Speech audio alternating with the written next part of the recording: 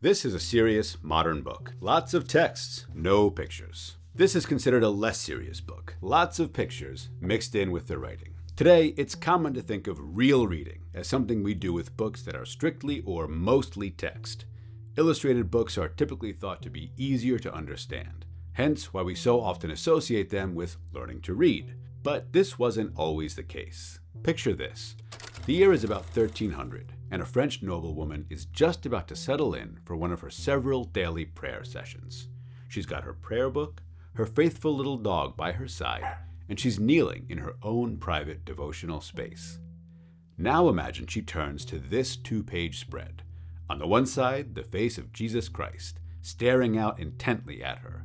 On the other, 19 lines of rather inscrutable text, at least as someone unfamiliar with this style of writing. Could the owner of this book actually read any of this? Or was this just a matter of flipping through and looking at the pictures, like the medieval equivalent of scrolling a TikTok feed? And what's the dog's role in all of this? Reading and looking at images were very different activities in the Middle Ages compared to today, and they varied based on factors like time, place, and context. But we can get a sense of what it might have been like in this particular manuscript. And I think we can say a thing or two about the dog as well.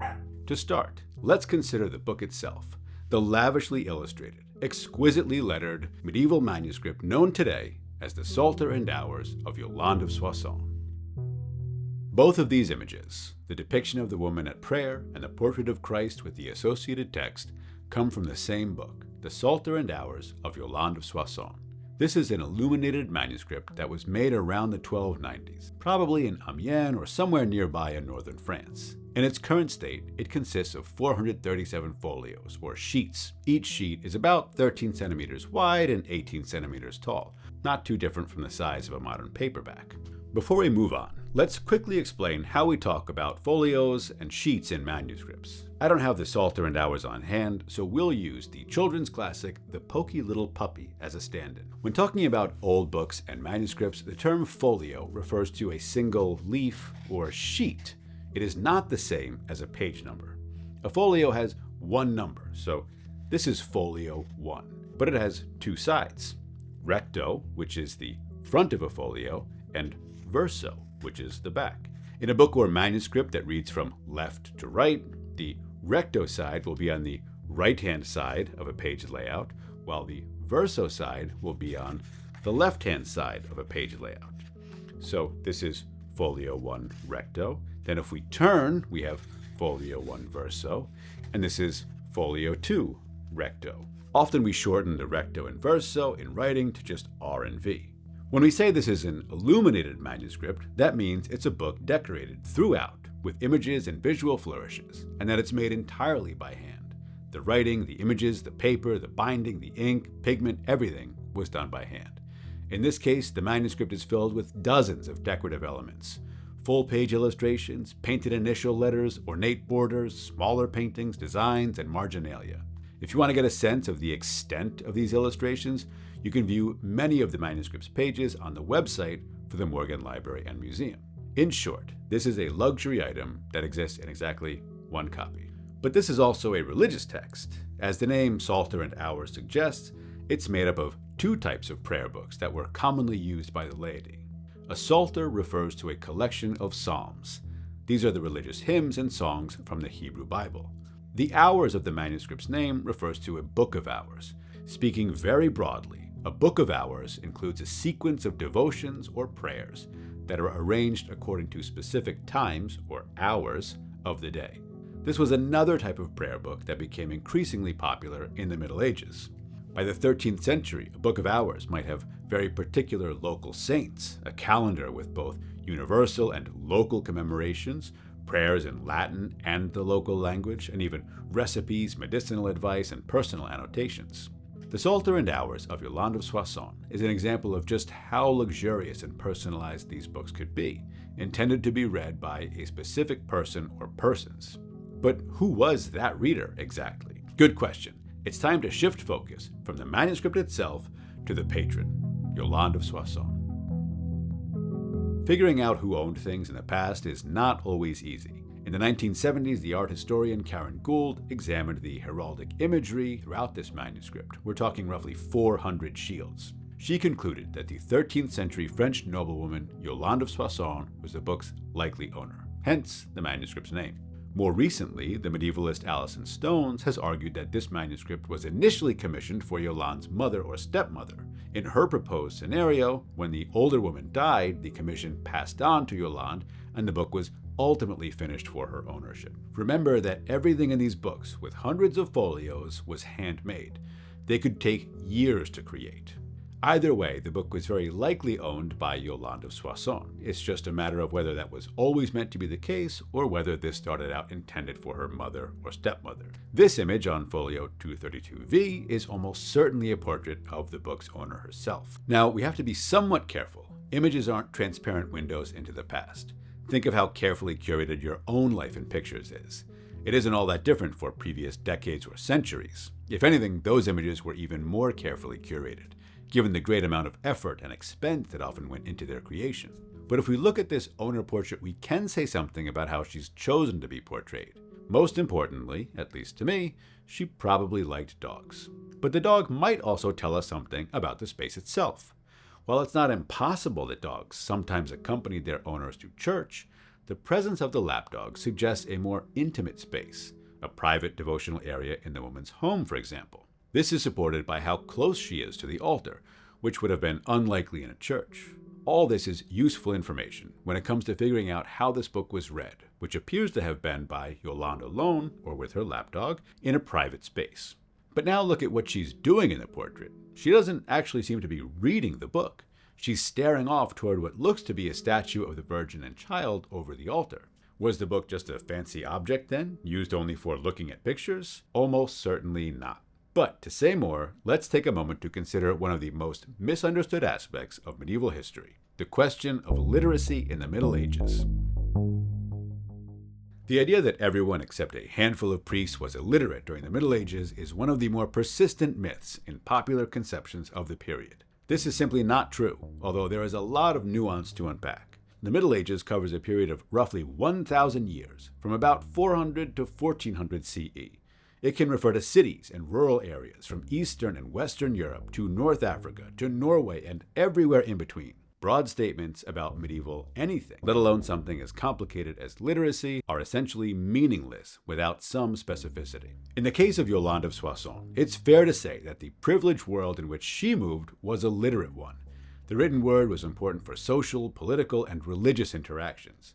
Christianity, for example, is very explicitly a religion of the book and the written word. Given this cultural milieu, there's good reason to believe that Yolande of Soissons herself was literate and could read both Old French, her native language, as well as Latin, the official language of the Church. Her very ownership of this book suggests as much. This was meant to be interacted with, and while some of it is written in Old French, the majority of it is actually in Latin. So Yolande lived in a literate social milieu and was probably bilingually literate. But what did it really mean for her to read this book? Let's sidle up with Yolande of Soissons and her little pup, crack open the Psalter and Hours, and talk about reading and praying with the Holy Face. We're going to be focusing on this particular two-folio spread, since they were intended to be experienced together. This is folios 14 verso and 15 recto. In this instance, the folio information immediately indicates the order in which these are facing each other.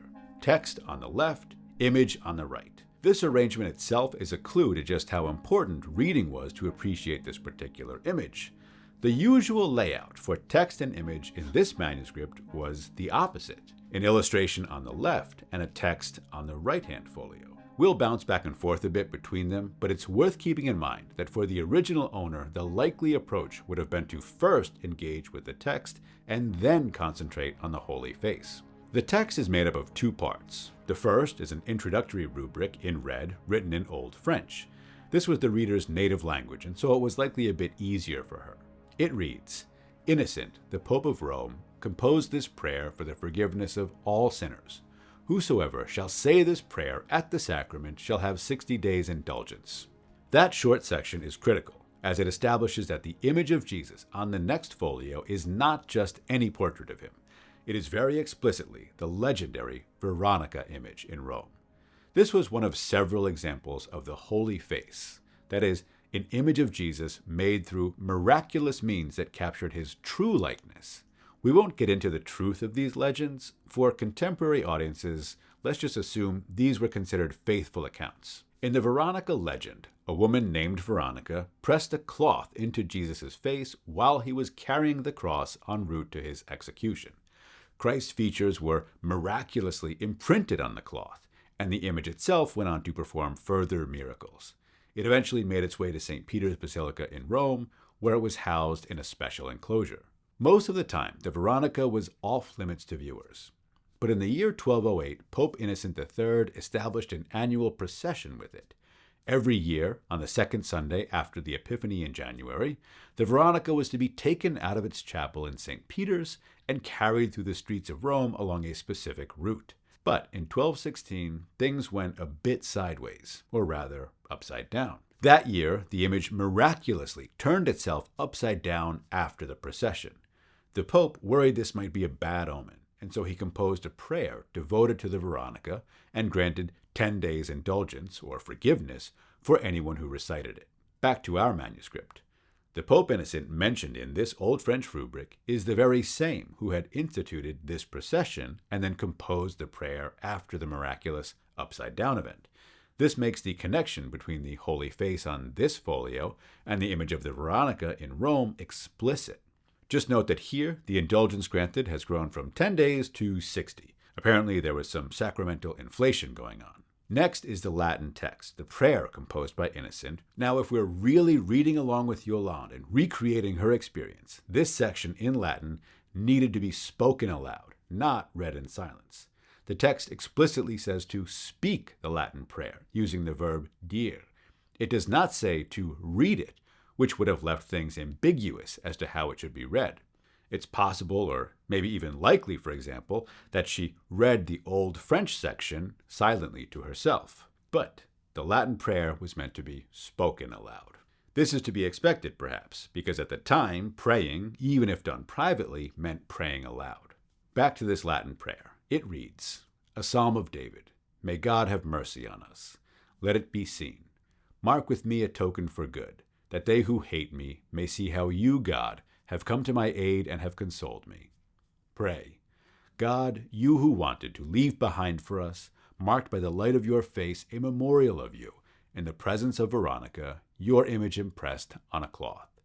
Through your passion and cross and your holy cloth, grant us that now, through the mirror, in an enigma, we may succeed to venerate, adore, and honor your image, just as then, safe and sound, we may see face to face the Judge coming above us, our Lord Jesus Christ. Amen." Unless you are deep in the weeds on your medieval prayers and biblical psalms, that passage likely doesn't make too much sense. The general gist, for our purposes, is that this prayer contains allusions to several biblical passages about confronting the face of God. For example, there are 3 references to specific psalms, each related to this idea. These are Psalm 66, Psalm 4, and Psalm 85. The prayer also references 1 Corinthians 13. We see now through a glass in a dark manner, but then face to face. Now I know in part, but then I shall know even as I am known. Again, that is about the act of seeing, contrasting a present imperfect mode of seeing through a dark glass or in a mirror, depending on the translation, with an anticipated future mode of truly seeing God, presumably at the end of time. If all this seems a bit abstruse and dense, you're absolutely right. And here we can say something pretty definitive about reading and medieval prayer, which is that the difficulty was the point. The text in the Psalter hours of Yolande of Soissons was not something to be scanned and glossed over. You were meant to engage with the words in a way that was intellectually and spiritually challenging. You were, after all, preparing yourself to look at the face of God on the next folio. Just the script alone, a highly formal type of Gothic textualis formata, was likely to have been challenging to read.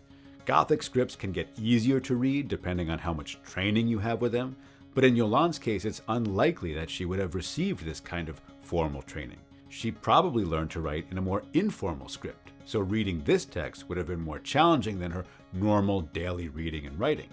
And remember too that most of the text is in Latin, a language that would have been inherently more difficult compared to her native Old French. Latin was also the language of the church, so it carried an added significance. By the way, the little rabbit at the bottom of the text may be there to try and distract the reader from her higher purpose, another means of making the reading more difficult. All this created a reading experience that could engage not just sight but multiple senses, holding the book, touching the page, hearing yourself read aloud, even tasting the words as implied by some medieval metaphors for chewing over and digesting texts. This was far removed from skimming.